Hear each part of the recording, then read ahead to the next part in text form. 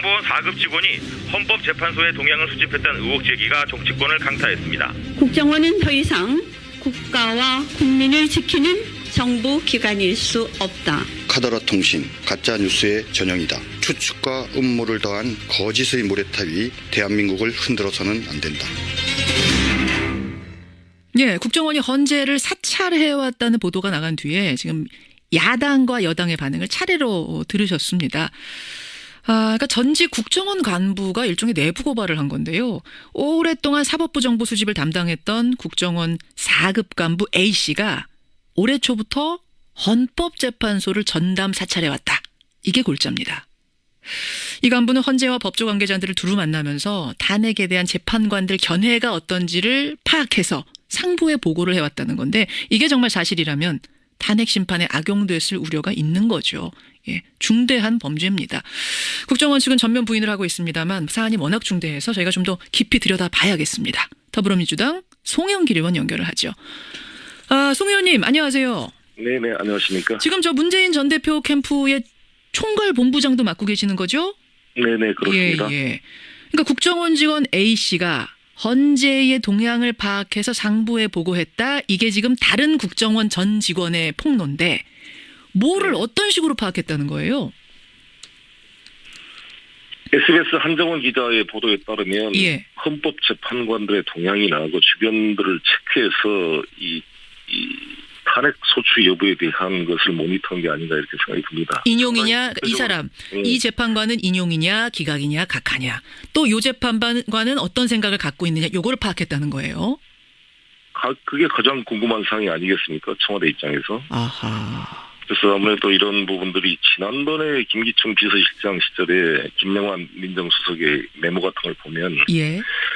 사법부에 대한 여러 가지 체크하는 것들이 나오고 있을 뿐만 아니라 국정원이 그동안 댓글 사건이라든지 이 대법원장, 춘천지방법원장 사찰 문건 같은 것들을 있었던 걸 유추해 볼 때 예.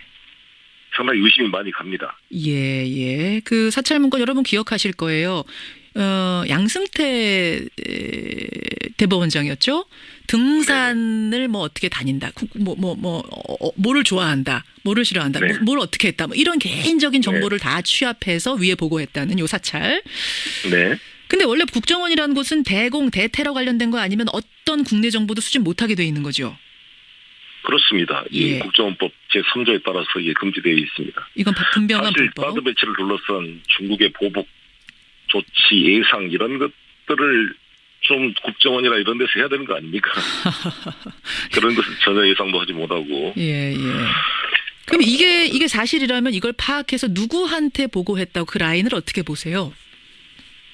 글쎄, 그건 더 파악을 해봐야 되겠습니다만 우병우 전 수석이 청와대와 밀착돼 지금도 뭐 박근혜 남자로 알려져 있는 분이고 또 이분이 심어놓은 국정원 조직도 있는 거 아니겠어요? 어허. 아주 옛날에 추 모 국장도 그렇고 지금 최 모 처장도 아주 친한 관계로 알려져 있고 예. 수시로 통화한 것으로 알려져 있습니다. 예.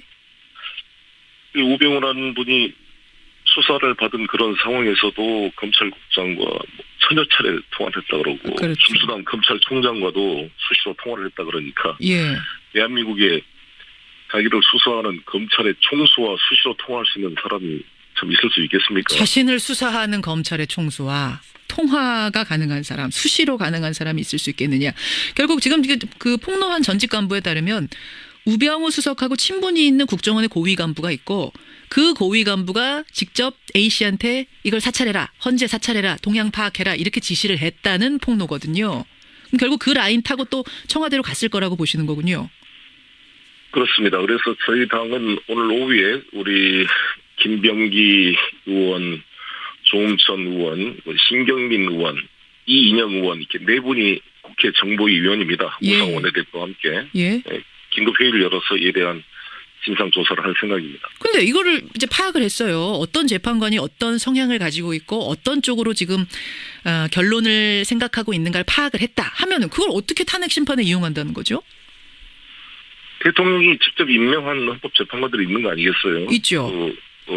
세 분만 반대하면 기각될 수 있기 때문에 뭔가 같이 연결을 하려고 시도를 하지 않겠습니까? 물론 시도는 쉽지 않겠지만. 그래서 저는 어제도 우리 김문수 전 지사와 KBS 토론회를 했는데 예. 기각을 확신을 하고 있어요. 그냥 분장실에서 이야기했을 때도. 김문수 지사가 이거 탄핵 기각될 거라고 확신하세요? 그렇게 한 분들이 많잖아요. 근데 분장실에서 서로 사적으로 이야기를 해도 예.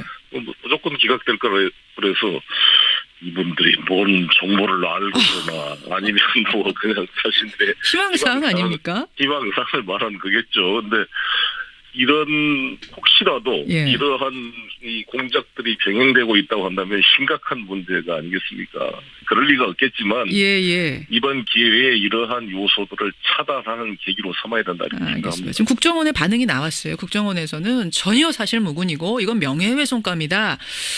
또 뭐 여당도 반응 나옵니다만 아니 한 언론에서 나온 보도가 전부고 그 보도 역시 다른 증거 없이 그냥 전직 국정원 직원 말에만 의존한 건데 이거 어떻게 믿을 수가 있느냐 이건 어떻게 생각하세요? 여러 가지 더 확인을 해봐야 되겠습니다만 그 한 기자도 어제 이렇게 간접적으로 접촉을 해봤는데 예. 뭐 확실한 근거가 있다 이렇게 주장을 하고 있는 것이고 그래서 이번 계기로 더 정보 이 차원에서 더 조사를 해볼 생각입니다. 아니 그 기자가 다른 근거가 있다, 확실한 근거가 있다 그렇게 말을 해요. 제가 직접 통화된 건 아니고요. 예. 간접적으로 뭐 듣기로는 근거가 있다라고 이렇게 주장하고 있다 그럽니다. 추가 네. 보도가 또 나올 수도 있다는 얘기군요.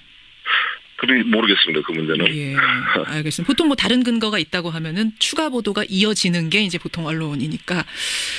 5일에 SNS에다가 이렇게 쓰셨어요. 송영길 의원께서. 비밀병기가 나서기로 했다. 앞으로 다가올 조기 대선에 제2의 댓글 공작 못하도록 쐐기를 박아야 한다. 이 비밀병기란 게 무슨 말씀이십니까? 김병기 의원을 이야기하는 겁니다. 김병기 의원 국정원 출신. 네. 뭐 어떻게 쐐기를 박으시겠어요? 이번 계기에 이제 정보위 차원에서 조사를 하고 예. 저희들도 여러 가지 국정원 관련 전직 의원들과 이 대응반을 만들어서 예. 이러한 요소들을 모니터해서 국정원을 또 감시하는 조직을 만들어야죠. 아니 근데 지난번에 사실은 대선 개입 댓글 사건 뭐 있고 나서 이런 거 다 재발 방지책 만들어진 줄 알았는데 아니었어요. 어떠한 제도를 만들었더라도 운영하는 사람이 이걸 사적으로 악용해버리고 실제 우병우가 검찰국장을 수시로 천여 차례 통화했다는 것은 심각한 거 아닙니까? 그렇죠. 대한민국 검사의 인사권을 장악하고 있는 검찰국장과 예. 수시로 사적인 통화가 되고 뭐 공적인 통화라고 그러겠지만 예. 총장도 통화되고 자기가 또 그 국정원의 국장을 임명하고 또 차장과도 수시로 통화되는 이런 구조하에서는 제도와 체계가 다 무력화돼 버린 거죠. 무력화시키는 알겠습니다. 네. 그래서 이 청와대 민정수석이나 이런 자리가 최순실 같은 사람이 비선이 개입돼서 이런 시스템을 다 무시해버리고 돼버리면 예. 국가 체계가 다 사유화돼버리고 무너지는 거죠. 그렇죠. 예, 이 부분 뭐 아직은 의혹입니다만 이게 사실이라면 정말 중대한 사건이어서 좀 철저하게 밝혀주시기를 부탁드리면서 송영길 의원님 시간 별로 없지만 사드 얘기 좀 잠깐 하겠습니다. 네. 사드 부지 제공한 롯데그룹에 대한 중국 내 그 제재 압박 수위를 넘어가고 있는데 네. 지난 1월에 중국 다녀오셨잖아요. 네, 그렇습니다. 그때도 이런 기류를 감지하고 오셨어요? 우리 국민들이나 또 보수적인 분들은 사드 배치를 해버리고 나면 기정사실화돼서 중국도 어쩔 수 없을 것이다. 이러한 막연한 그 예상을 하고 있는 것 같아요. 예. 미국 측도 그러고요. 그러나 제가 만나본 중국 입장에서는 이게 그렇게 쉽게 넘어갈 사안이 아니다. 전략적 이해관계로 보고 있기 때문에 심각한 후유증이 발생하고 한중 관계가 아주 계속 악화될 가능성이 높습니다. 심각한 후유증. 그럼 어느 정도 보복까지, 어느 정도 타격까지 예상하시나요? 중단교의 수준에까지 가겠다는 거 아니겠어요? 단교 수준? 이게 사드 배치를 단순한 사드만의 문제가 아니라 이게 한미일 군사 공동체 강화로 제2의 나토로 보는 겁니다.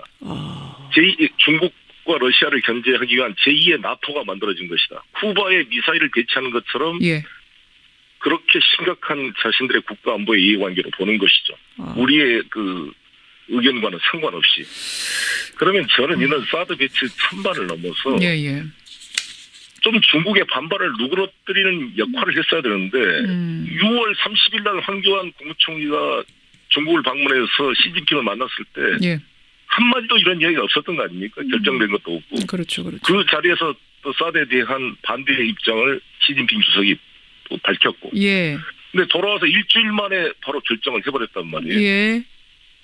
그러면 설령 결정을 하더라도 이렇게 졸속적으로 하게 되면 중국이 생각할 때 무시당. 얼마나 무시당한 느낌을. 그렇죠. 그렇겠네요. 예, 일주일 전에. 저희 국회의원들도 엄청나게 무시당한 거 아닙니까? 국회에 나와서 한민구 장관이 김종대 의원 질의에 아무런 준비도 안 돼 있다.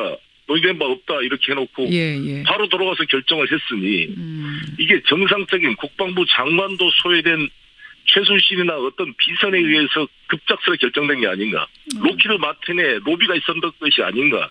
이런 의심을 할 수밖에 없는 것이죠. 할 수밖에 없는 상황. 이번 사드 배치로 가장 이익을 볼 사람은 로키드 마틴 회사이고요. 네, 알겠습니다. 두 번째는 일본이고 세 번째는 북한이라는 거 아니겠습니까? 하하, 예. 우리에게 가장 중요한 것은 북한의 6차 핵실험을 막는 것이고 ICBM 개발을 막는 것인데 그것을 막을 수 있는 힘은 그래도 중국에 있습니다. 중국이 지금 유엔 결의안 2270, 232를 나름대로 지키고 석탄 수입량도 제한시키고 성의를 나름대로 보이고 있는데 예.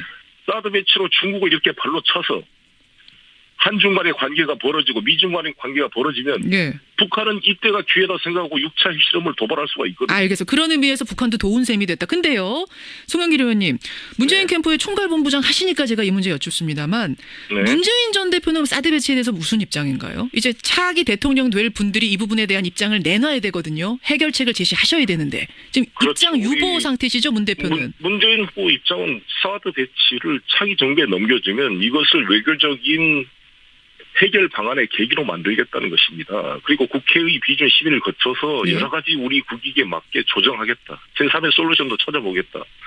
외교적으로 이것을 해결할 수 있는 보관이 있다. 자신이 있다. 이것을 표명하고 있는 것입니다. 배치 이 철회 사드 이쪽은 배치- 아닙니까? 철회로 지금 이재명 시장 같은 분들은 입장을 정리하셨거든요. 근데 그 정도는 아니고요. 철회라고 단정할 수는 없죠. 왜냐하면 이게 차기 정부에 와서 이것을 외교적 카드로 쓰는 핵심은 중국에 가서 북한 6차 핵실험을 막아라라고 압력을 넣어야죠. 그리고 핵이 더 이상 악화되지 않도록 모라토리움을 끌어내릴 수 있는 중요한 수단이 사드 배치가 될 수가 있습니다. 이 논란이. 이걸 외교적 카드로 활용을 해서 카드로 활용. 중국으로 하여금 북한 핵실험을 막고 북핵 모라토리움을 이끌어내는 역할을 요구할 수가 있는 것이죠. 알겠습니다. 좀 어려운 과제인 것 같고 말처럼 쉬운 일은 아닐 것 같습니다만 어쨌든 사드 배치 철회는 아니다. 그것을 활용해서 외교적으로 더 나은 결과를 가져오도록 솔루션을 좀 찾아보겠다. 가능성을 딱 철회다 인정이다라고 고정하는 것이 아니라 예. 국회의 심의와 또 이것을 한중 관계, 한미 관계의 외교적인 해결의 수단의 계기로 이걸 활용하겠다는 뜻입니다. 네, 여기까지 말씀 듣도록 하겠습니다. 송영길 의원님 고맙습니다. 네, 감사합니다. 더불어민주당 송영길 의원이었습니다. 국가정보원 4급 직원이 헌법재판소의 동향을 수집했다는 의혹 제기가 정치권을 강타했습니다. 국정원은 더 이상 국가와 국민을 지키는 정부 기관일 수 없다. 카더라 통신, 가짜 뉴스의 전형이다. 추측과 음모를 더한 거짓의 모래탑이 대한민국을 흔들어서는 안 된다. 예, 국정원이 헌재를 사찰해왔다는 보도가 나간 뒤에 지금 야당과 여당의 반응을 차례로 들으셨습니다. 그러니까 전직 국정원 간부가 일종의 내부 고발을 한 건데요. 그 사찰 문건 여러분 기억하실 거예요. 양승태 대법원장이었죠. 등산을 어떻게 다닌다. 뭐를 좋아한다. 뭐를 싫어한다. 네. 뭘 어떻게 했다. 이런 개인적인 정보를 다 취합해서 위에 보고했다는 요 사찰. 네. 근데 원래 국정원이라는 곳은 대공, 대테러 관련된 거 아니면 어떤 국내 정보도 수집 못하게 돼 있는 거죠. 그렇습니다. 예. 이 국정원법 제3조에 따라서 이게 금지되어 있습니다. 이건 분명한 사실 불법. 사드 배치를 둘러싼 중국의 보복 조치, 예상 이런 것들을 좀 국정원이나 이런 데서 해야 될. 이냐 각하냐. 또 요 재판관은 어떤 생각을 갖고 있느냐. 요거를 파악했다는 거예요. 그게 가장 궁금한 사항이 아니겠습니까? 청와대 입장에서. 아하. 그래서 아무래도 이런 부분들이 지난번에 김기춘 비서실장 시절에 김명환 민정수석의 메모 같은 걸 보면 예. 일단 사법부에 대한 여러 가지 체크하는 것들이 나오고 있을 뿐만 아니라 또 국정원이 그동안 댓글 사건이라든지 이 대법원장, 춘천지방법원장 사찰 문건 같은 것들을 있었던 걸 유추해 볼 때 예. 상당히 의심이 많이 갑니다. 예. 네네, 안녕하십니까? 지금 저 문재인 전 대표 캠프의 총괄 본부장도 맡고 계시는 거죠? 네네, 그렇습니다. 예. 그러니까 국정원 직원 A씨가 헌재의 동향을 파악해서 상부에 보고했다. 이게 지금 다른 국정원 전 직원의 폭로인데 뭐를 어떤 식으로 파악했다는 거예요? SBS 한정원 기자의 보도에 따르면 예. 헌법재판관들의 동향이나 그 주변들을 체크해서 이 탄핵 소추 여부에 대한 것을 모니터한 게 아닌가 이렇게 생각이 듭니다. 인용이냐 이 사람 이 재판관은 인용이냐 기각. 오랫동안 사법부 정보 수집을 담당했던 국정원 4급 간부 A씨가 올해 초부터 헌법재판소를 전담 사찰해왔다. 이게 골자입니다. 이 간부는 헌재와 법조 관계자들을 두루 만나면서 탄핵에 대한 재판관들 견해가 어떤지를 파악해서 상부에 보고를 해왔다는 건데 이게 정말 사실이라면 탄핵 심판에 악용됐을 우려가 있는 거죠. 예, 중대한 범죄입니다.